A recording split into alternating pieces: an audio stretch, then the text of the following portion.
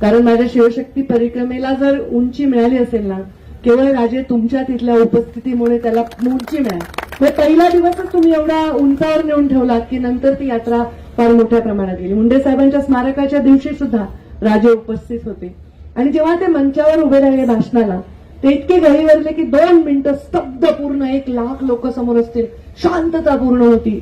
राजेंबरोबर अख्खा सभागृह, अख्खी पब्लिक तेव्हा गहिवरली. काय हे प्रेम आहे, नाते काय आहेत. आता जातीपातीच्या जीवावर राजकारण करणाऱ्यांनी आणि आता जातीपातीत भिंती बांधून त्याची स्वतःची सोय करणाऱ्यांनी बघावं एका छत्रपतीचं राजासारखं मन, ज्यांनी आमच्यासारख्यांना इतकं प्रेम दिलं, माझ्यासारख्या मुलीला बहीण मानलं.